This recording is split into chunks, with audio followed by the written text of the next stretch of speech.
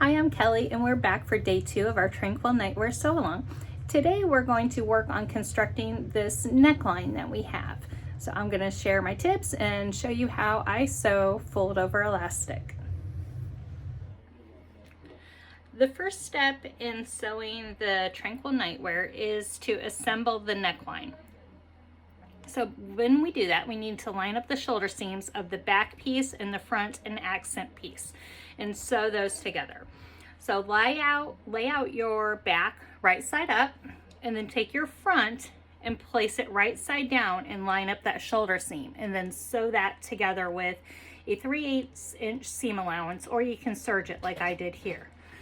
The next, you'll have your accent piece. When you place your accent piece and line up the shoulder seam, you want to make sure that this side that has the marking is down. So that will ensure that your arm's eye is in the right position and then the neckline is in the right position. So it's really important to transfer those pattern marking pieces when you cut your fabric out so that you can make sure that everything is lined up the way it's supposed to be. And after you do that, you'll sew that shoulder seam. So there are a couple different options for finishing the neckline. I am going to be using fold over elastic. Oftentimes you can see it abbreviated as FOE or faux. If you see it written in social media or online groups and stuff like that. But it has a shiny side and a matte side. Typically the shiny side is seen as the right side, but you can really use either. And there's this area down the center that will allow the elastic to fold over on itself. To make it a little bit easier to work with, you can press this in half prior to attaching it to your shirt. So this fold over elastic will fold in half and wrap around that raw edge to finish that off. So I'm going to show you how to do that. So when I attach fold over elastic, I like to attach it to the back side first, and then I wrap it around and top stitch the right side down. So I find that I can get a cleaner top stitch when I do it this way. So I like to use a long zigzag stitch. I have my length set at a 5 and my width is at a 4. So I sew the first inch or so without stretching at all, and I have the wrong side of my elastic against the wrong side of the neckline, and I don't stretch at all. I just sew for a few inches to get that secured down. And when you line up the fold over elastic, you want to have it so that the raw edge of your fabric hits about the middle of the elastic right there. So as I'm going along, I will just flip that up to check that everything is lined up correctly. So I have a couple inches secured, and then I'm just going to stretch gently. Not a lot, just a little bit. There's kind of a little bit of a feel to it. It does take a little bit of practice. I would suggest practicing this on some scrap fabric before you tackle the neckline, if you've never sewn with fold over elastic before. But what we're just doing here is we are providing a finish for that raw edge. I'm just going slow and taking my time. You can see when I pull up to stretch, I'm checking to make sure that it's staying lined up, the raw edge halfway to, or right in the middle.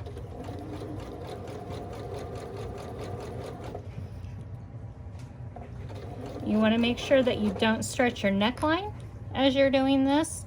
You're only stretching that elastic. And if you have the option to, on your sewing machine, to have the needle stop in the down position, that really helps keep things lined up and secured when you're stopping and making your adjustments. I do like to take a moment and make sure that my shoulder seams are going in the same direction. I prefer them pointing towards the back.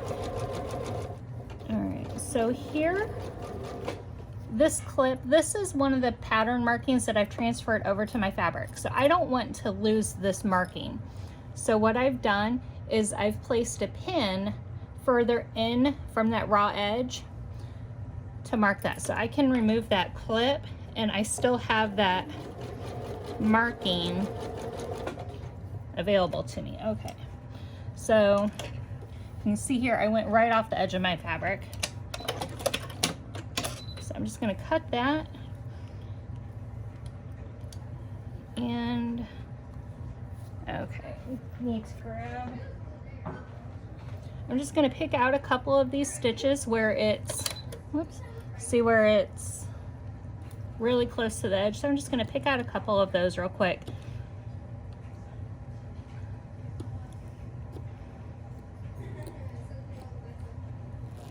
Right like that, and then I can just realign that. I'm going to stitch over the end, probably about an inch, just to secure it in place. So I'm just pulling really gently here. I don't want to pull so much that it causes gathers in my fabric. I'm just pulling gently. And now these last couple of inches, I'm not going to pull at all. So there is our fold over elastic secured to the wrong side. This is what it looks like on the right side. So now I'm going to take it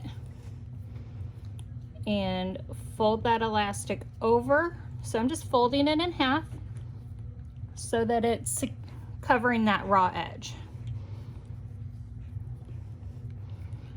So fold it in half and slide it under the presser foot. And I'm going to use that same wide zigzag stitch.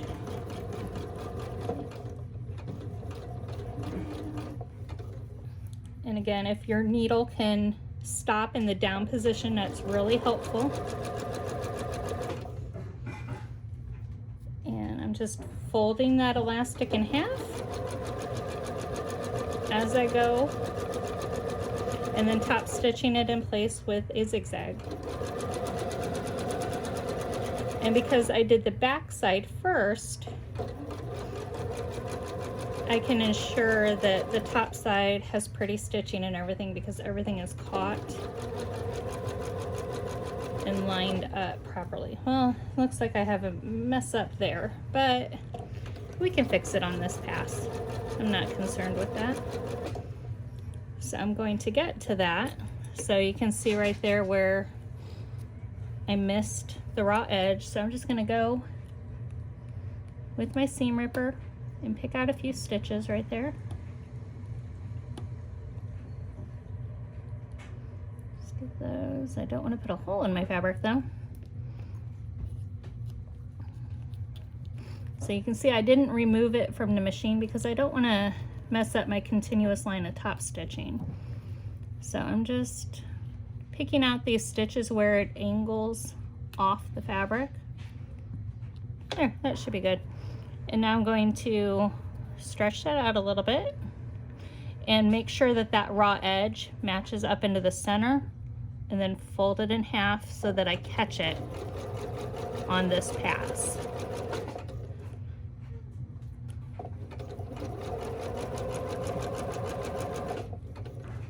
Just like that.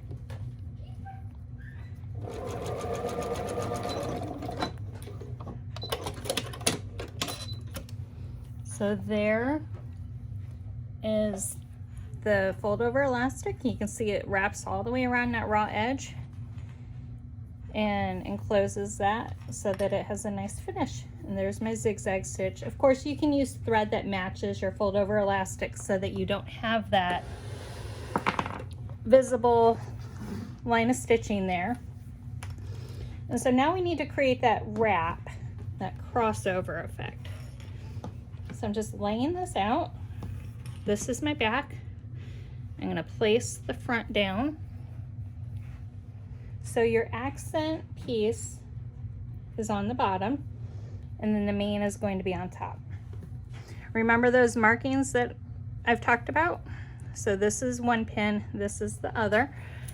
I'm going to take my clips and put them back, right like that. And now I can remove those pins. If you are afraid that the straight pins will poke you or they'll fall out, you can use safety pins for that also.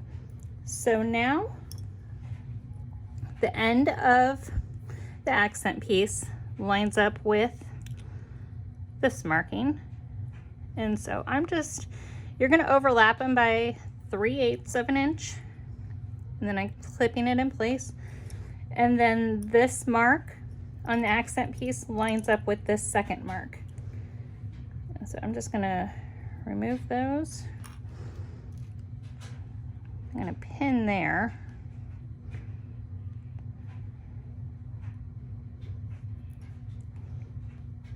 And then the end lines up like so. Again, it's gonna just overlap by about 3/8 of an inch. So just like that. So if this is finicky for you or a new technique, you can definitely use some hem tape right there and just iron it right between those two. So now I'm going to bring my sewing machine back in. And we're going to top stitch right along this to secure those in place.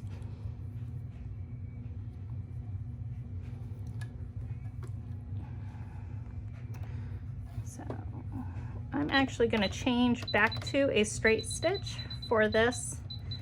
I'm going to use a longer straight stitch.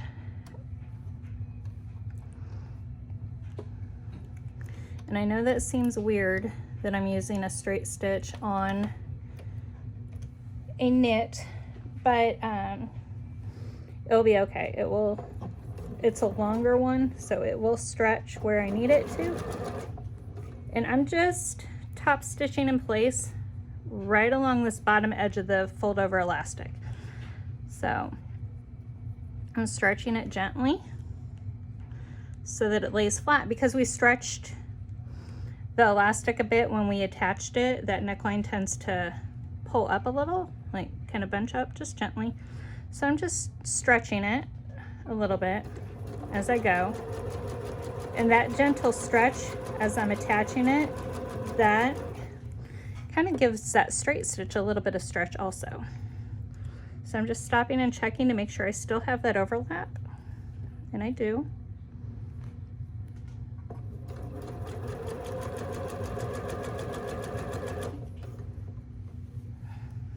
Take that pin out.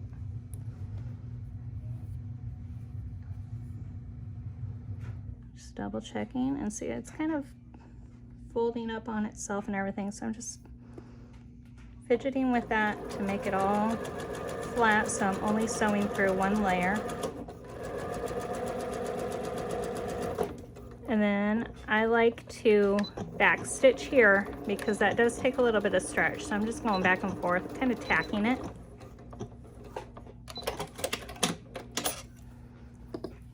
Just like that. And there's the stitching. Now, like I said, if you use thread that matches, you're not going to have that contrast like I have there.